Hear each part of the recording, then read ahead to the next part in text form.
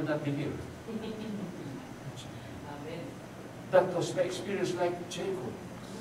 I went back to Bethel. Have you ever had that experience? I believe we are all the same. We are all the same boat. If you ever had that situation in your life, it's a reminder once again, go back to Bethel, to the presence of God. What was wrong with Jacob? Basically, he was not the one who murdered the Shechemites. Basically, he was not the one who committed crimes. Nothing wrong with him, basically. He was just growing cool. Caught up with what? Farming. Caught up with cattle, ranches, and all of those. Nothing wrong with what? Being busy and working hard, right? Nothing wrong. But if your employment is really holding a strong grip on you, that even on Sundays and even every day, you don't have time anymore to read your Bible, to pray personally, and to gather and pray with your wife and with your children if you have a family, because you are busy. You're running after life and all of them. Work, work, work, and all of them. You are caught up in all of those. Nothing wrong with work, right? As a matter of fact, something is wrong if you are lazy. And God curses us. The curse of God is upon the lazy people. Read the book of Proverbs. You see that. The sluggards. But you know what? All of those legitimate things that happen, everything that we do, even though they are legitimate by themselves, but there's no God in them. That God is the first. You are God's life. It's time for you and me to go back to Bethel. That's number one. Number two, we'll talk about Jonah. Another fascinating study about Jonah. Back to the will of God.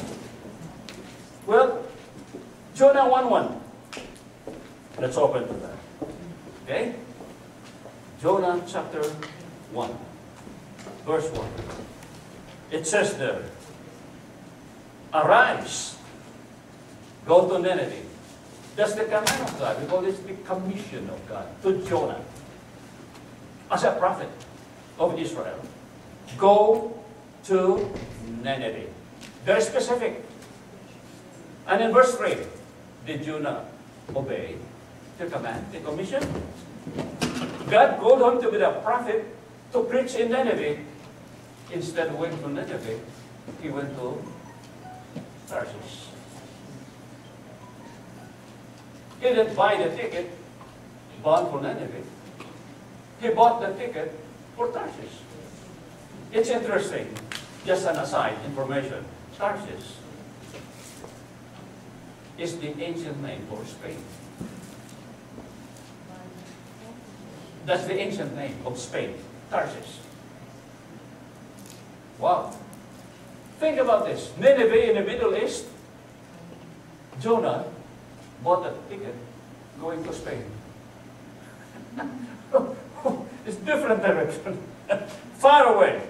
Oh. In other words,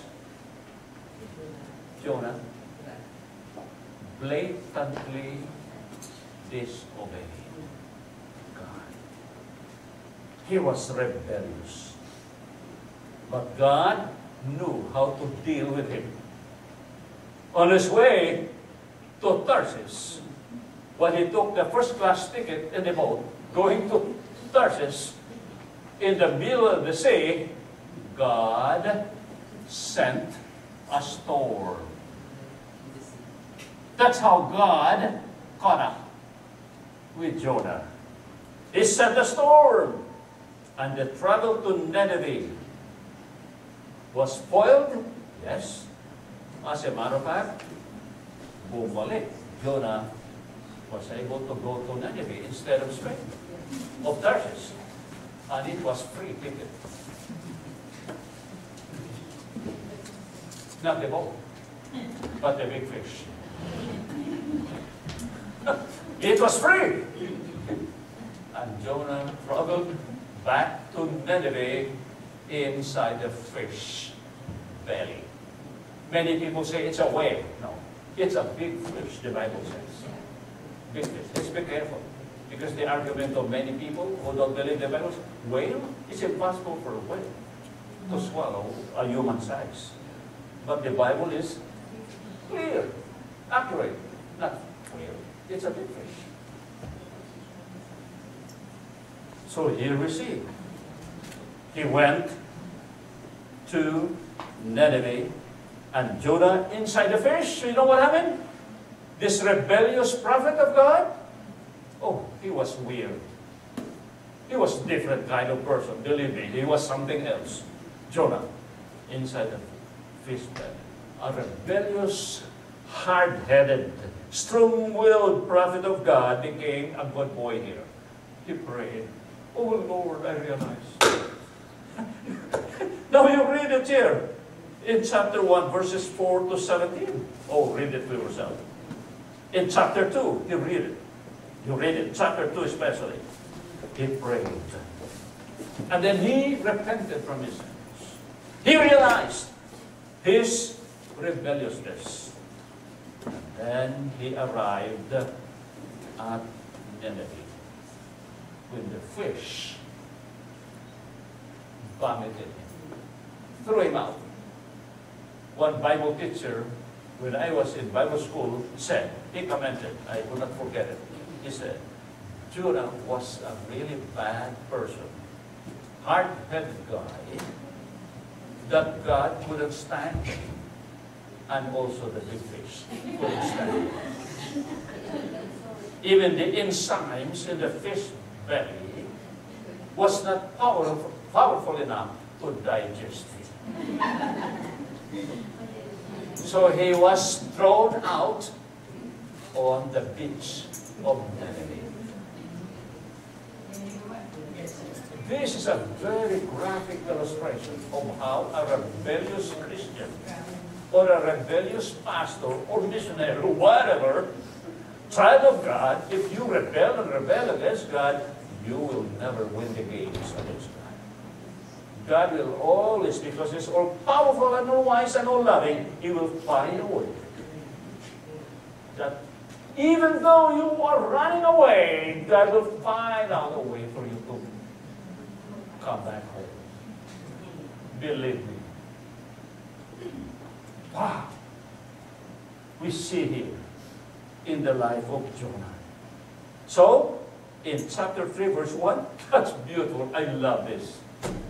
I think the entire chapter, the entire book of Jonah, they're all good stories, they're interesting. But the most striking to me is chapter 2, chapter 3, verse 1. What does it say there? And God called him the second time. I like that word, second time. This shows how God is so gracious. This shows how God is a God of second chance. If He were not a God of second chance, all of us would not be here. Believe me. And all of us would bow for hell. Hopeless.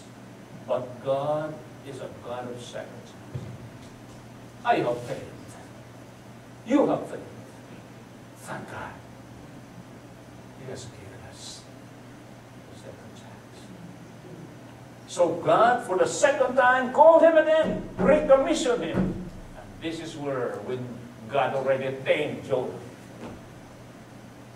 and he found out and discovered how hard it is to be outside the will of God and to disobey God, the chastening of God is no joke, believe me. So Jonah obeyed. Then he started to preach. And you know what happened? One man preaching the entire city of Nineveh came to believe Jehovah.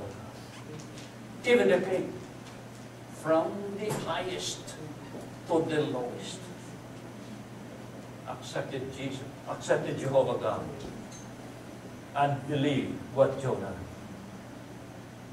preached about. But something is so strange about Jonah. If I were Jonah, I would be what? Jumping with praise and thanksgiving, because my preaching was believed by the entire city. When many people believed and the entire city was moved, Jonah was so upset. He must be the other way, Jonah. He must be different. You know why? Because of a strong Jewish sentiment. He was a strong Jewish nationalist, that he saw how cruel Nineveh and the people, the Assyrians, were against the Jewish people. And Jonah saw this, and he was at first happy that God would change it. God would punish and judge the city.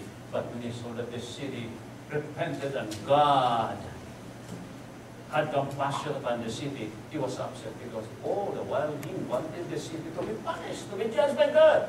That's the reason why he was upset. But the thing here is that Jonah was revived. He was reawakened. So the case of Jonah here was not only a case of spiritual backsliding or drifting because of rebellion. It was not only spiritual drifting, yes. It was a downright rebellion against God. There's the story of a young girl quitting her Bible college training. She was preparing, a young lady, preparing for a missionary work or a Christian service. So she went to Bible college.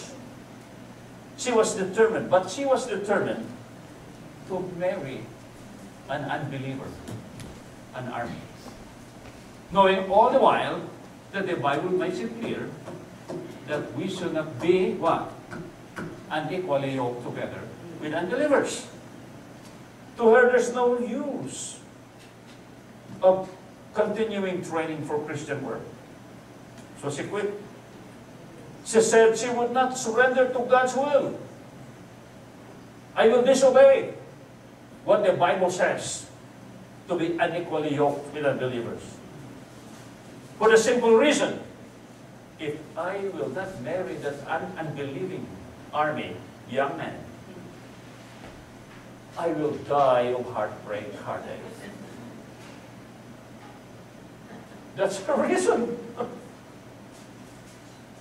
So simply speaking, this Christian young woman was like Jonah, rebellious.